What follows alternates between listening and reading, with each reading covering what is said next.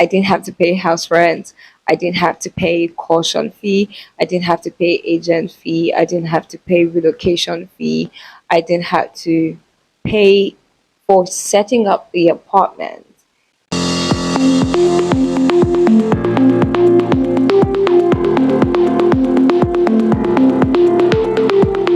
Hello everyone and welcome to my channel. My name is Oluwadara Salt. If you are new here, you're welcome to the family.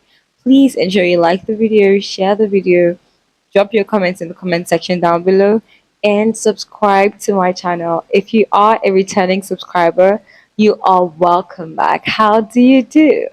Do ensure you like the video, share the video, and drop your comments in the comment section down below. So, without further ado, let's get into what we have for today. In today's video, I think this is more like a relaxed video where I really just gist you about the greatness of God. I'm going to be sharing my testimony, the testimony of how I got a house without having to pay. I didn't have to pay house rent. I didn't have to pay caution fee. I didn't have to pay agent fee. I didn't have to pay relocation fee. I didn't have to pay for setting up the apartment. It's a miracle. All right. So I'm going to rewind back to 2021. Yes, 2021. I was living in Ilupeju, Lagos. The place where I was staying wasn't so comfortable. It wasn't the best place to stay. It wasn't the best place for anyone, and I really wanted to leave, although I was managing, because I think something about me is, regardless of where I find myself, I try to adapt to the situation. So I had adapted, but then at some point I had a strong sense that God was telling us to move. I lived together with my friend, and I told her that it was time to move. We needed to relocate out of that place to a new place. So we both agreed that we were going to move, and we started house hunting in quotes. In quotes, because even though we were looking for a place where we could stay, we were not actively going around from house to house checking out places where we could stay, because places we didn't even have the resources for that. Number one, there was no time. I would go to work 4 days a week, and then the one day when I get to work remotely, I really don't have time to go around because I'm working remotely. It's not a day off, it's a remote working day, so I still get to work. So I hardly even had time. So what I did was I started talking to my friends, and I told everybody and anybody that cared to listen to what I had to say that I was looking for a place to stay. I told everyone I was looking for an apartment, and that was my way of hunting for a place. I also checked a few websites for house rent in Lagos, and I couldn't really find something that was suitable. One thing about getting a house or getting an apartment in Lagos is you have to have money. Maybe I should start from there. You have to have money. You need to, if you're renting a place in Lagos, I think that you need at least 1.5 million naira, because your house rent is probably like the minimum, the least you can get is going to be like 500k, and then you have to pay agent fee of 250 to 300,000. That's already 800,000, and then you need to pay caution fee, and then you need to relocate from where you are to where you're going to, and then you need to pay consultation fee to the agent. Apart, that's different from the agent fee, and then you have to set up the apartment. So I think I've lost calculation. All I'm saying is you need a minimum of about 1.5 million naira if you're going to get a good apartment here in Lagos, and I didn't have that. I didn't have 150,000. I didn't have 150,000 because as much as I was working, my friend at the time was not working, so it was just one person who was working, and both of us survived on the peanuts that was earning. At the time, first thing I do is remove savings, but then I need to calculate transportation, calculate feeding, and calculate all of the things I need to get. So there wasn't so much inflow from my end because, again, like I said, I was working, but we were two living in the house, and she wasn't working at the moment. So it was just one person who had a stable source of income. She tried talking to a few people that could help her with house rent, and I'm also saving up so that we could get another apartment. Long story short, my point is we didn't have money. I didn't have money. None of us had money, and we were looking for an apartment. We were looking for a place. We needed 1.5 million naira. We didn't have that. And then everybody will ask us, "What's your budget?" Because I think that's the first question that people want to ask when you want to get an apartment. And I would say, "Oh, 300K," and then they'll tell me, "You never get that in Lagos." I'm like, okay, okay, why? So basically, I understood that I would never get that in Lagos, so I increased my budget. So when people ask me, "What's your budget?" I would say 500,000. 500 shishi. I didn't have in my head. I was already calculating because one thing about me is I'm quite calculative. So I was already calculating how I was going to get the money for the house rent. Long story short, we were looking for a place. I was looking for houses online. I reached out to different agents, different housing agents. The unfortunate thing about looking for houses online is you could even have one house with 10 housing agents. It's crazy. The struggle is real. And then most of the houses were not good. And then when I find something that I think I really could work with, now it's in a weird place, or the location was too far, or it was already leased out. So struggle was real. Yeah, so I really just put down different phone numbers for different housing agents, and then we would just agree that she would go see the agent today, you go see the agent tomorrow. But I'm not sure we ever did. I think she tried fixing an appointment with a housing agent at some point, but nothing worked out. For some reason, they were unable to meet. Now, one thing you need to know in Lagos is if you want to check a house in Lagos, you have to pay consultation fee, you have to pay for their transportation, you have to buy them food and drinks. It's crazy stuff. And then they'll take you to the house, you check, and you'll be frustrated. There were times when I would think, okay, I think this weekend we could actually plan to go see a housing agent, and my friend and I would agree that we would go see a housing agent. Then when I thought about the expenses of both of us going out to see a housing agent, and then we paying consultation fee, and then also paying for the transportation, and then paying for the food and the drink, I just thought that that was a lot of expenses, and it wasn't worth the stress and the money that I was going to pay, because I most likely I'm not going to get the house that I want even after going through all of the stress. So all of those things were really discouraging, and I ended up not going around house inspecting. I never house inspected for a long time. However, I told everybody and anybody that cared to listen that I was house hunting. I told my brothers, I told my friends, I told my mother, my family.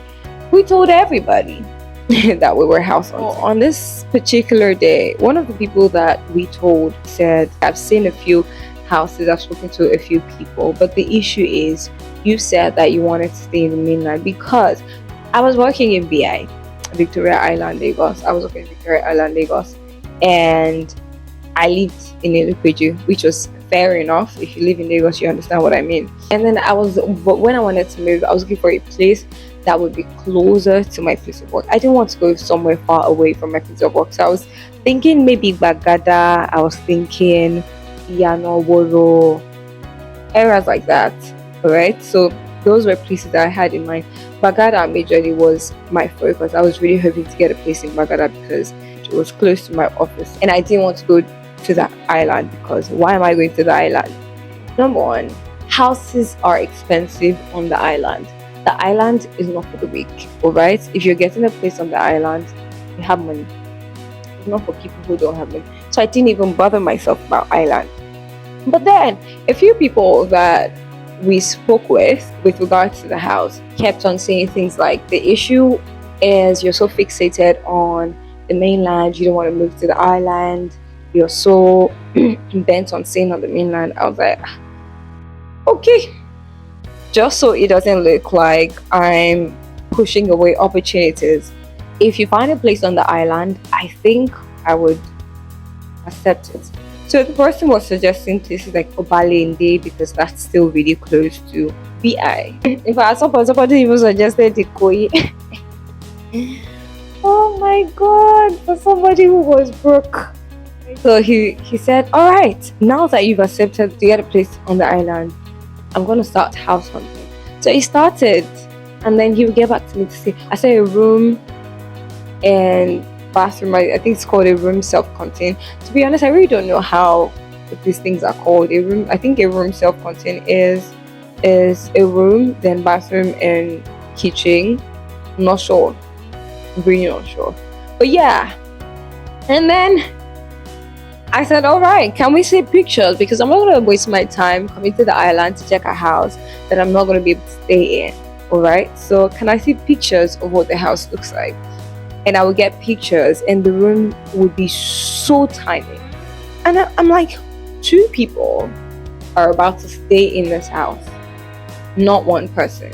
If you are in Lagos and you know how Lagos houses are, if you've ever house hunted, you know how Lagos houses are. They are usually tiny, usually really tiny. Like, who's gonna stay in this room? A rat? One, definitely not taking this. And then for the tiny room, you hear things like 1.1 million, 1.3 million, 1.5 million, and the agent fee is not included, the caution fee is not included, the consultation fee is not. All of those things are not included in the 1 point something million. I'm like, you've dialed the wrong number. The number you're trying to call does not exist.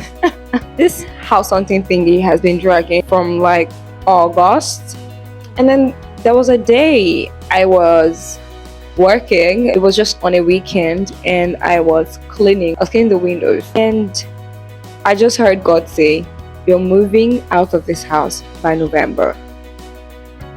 It was so clear, it was so vivid.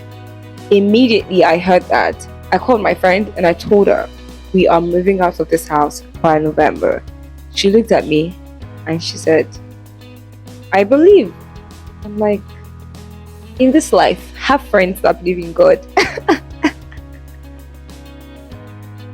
I looked at her, I was like, I'm serious. She said, okay, I believe you, for real.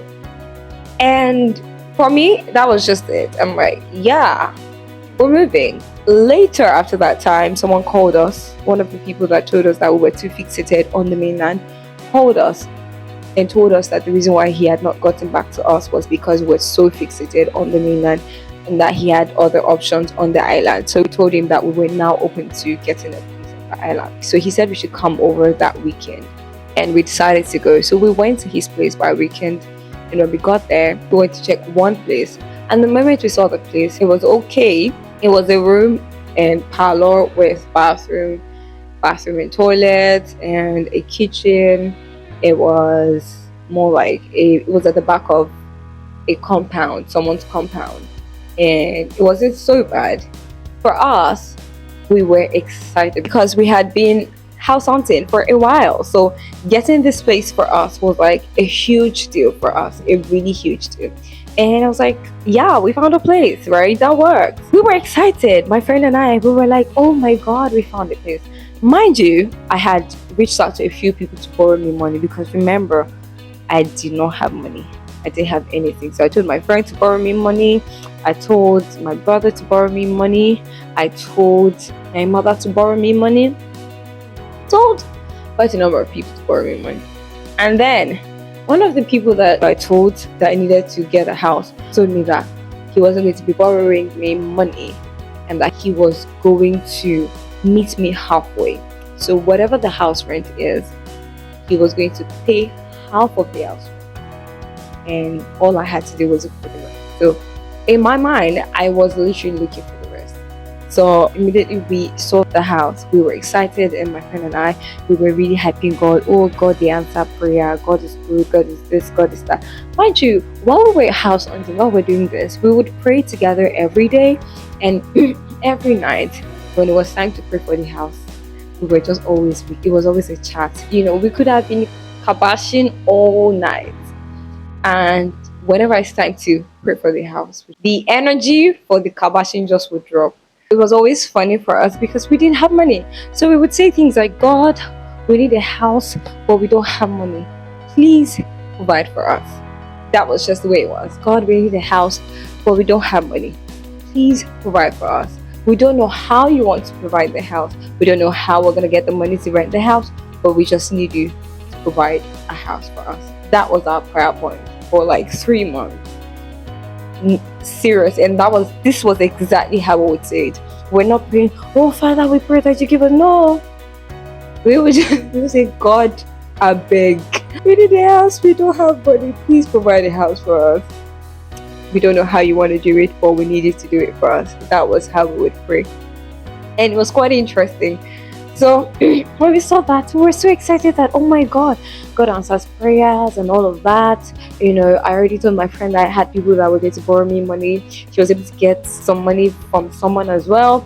And immediately we saw that place, I reached out to the person that promised to pay me to meet me halfway. I told the person, hi, I got a place and I think I'm going to pay ASAP because the person is asking us to pay ASAP. So we're going to pay this evening. And he sent me the half rent for the apartment almost immediately. Then I called everybody that I had asked to borrow me money. I reached out to them. I need the money now. Can you send it to me? So they were about to send me the money.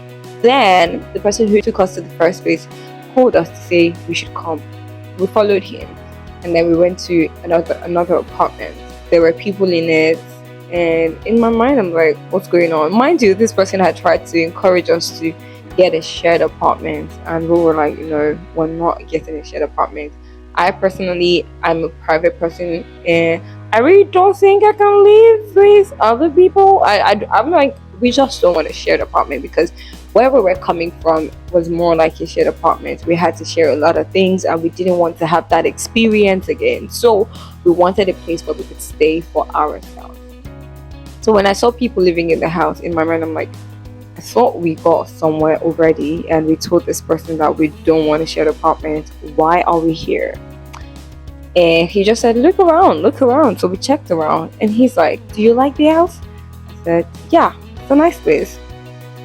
And he's like, all right. So this person, the person who lives here, is about to move out of this house. But he already paid the full house rent. And he reached out to the caretaker to refund him the payment for the remaining 6 months because he's about to move out. And the caretaker refused to pay him back the money because that's gonna be hard, right? So the caretaker refused to pay him back, and now he's thinking of what to do. So he told the person that we were looking for a place to stay, and so he was like, can you guys stay in here? And all we had to do was refund him the half-year payment that he was requesting from the caretaker, and the caretaker had refused to pay, and he was just going to tell the caretaker that he doesn't want the money anymore and that his sister was taking over the house, that he was still moving out but his sister was taking over the house, and so she will be staying in the house, so he doesn't want his money anymore. So we paid the person who was staying in the house so all we had to do was pay for 6 months, and we wouldn't have to pay agent fee because of course no agent was involved, right? Now the beautiful thing, when I first heard that, my brain went boom.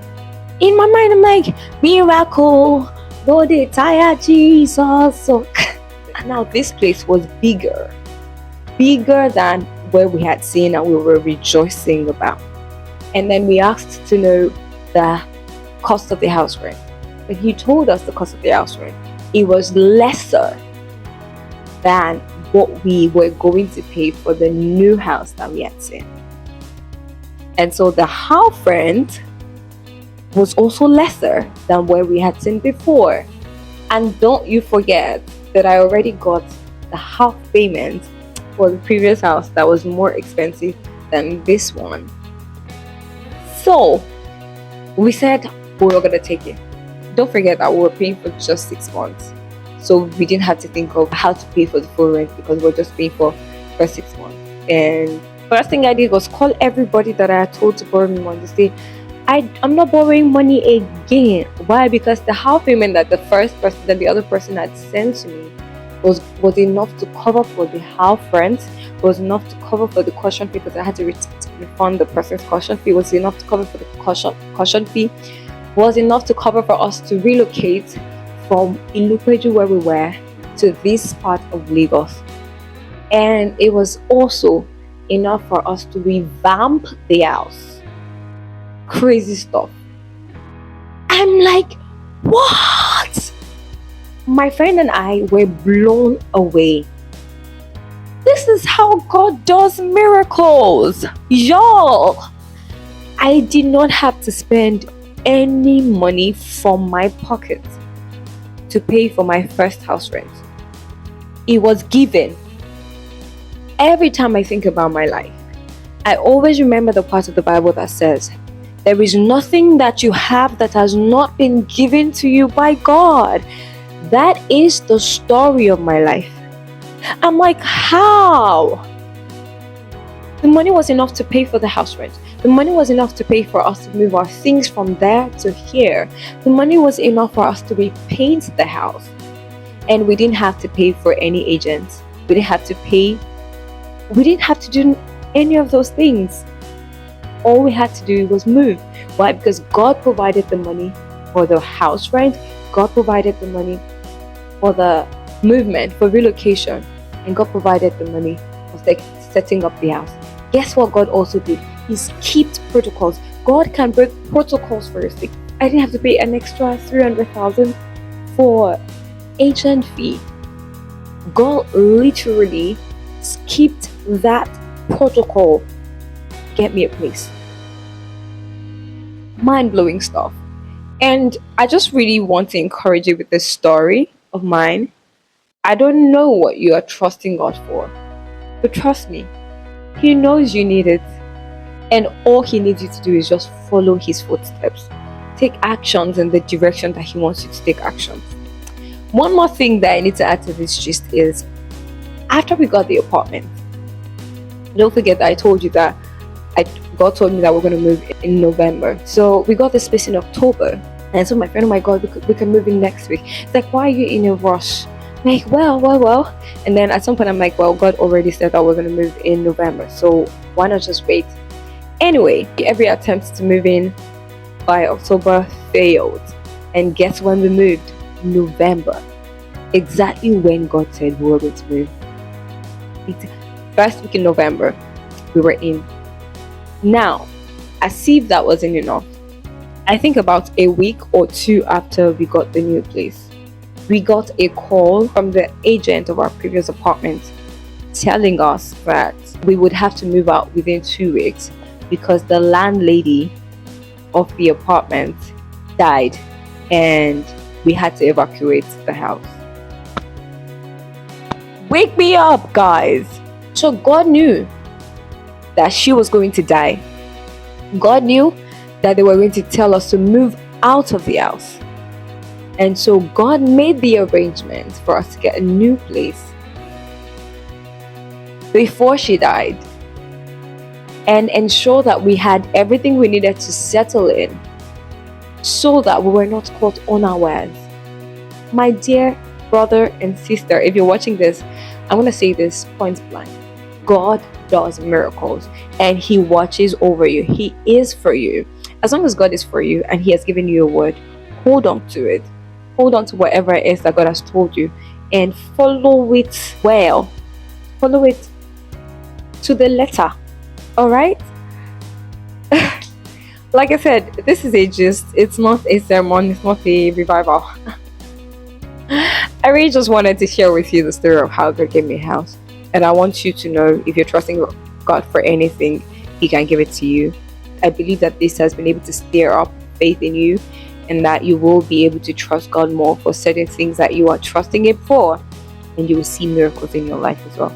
Thank you so much for staying tuned till this very moment. If this video blessed you, Please ensure you like the video, share the video, subscribe to my channel if you haven't done that already, and drop your comments in the comment section down below. Stay blessed. Bye.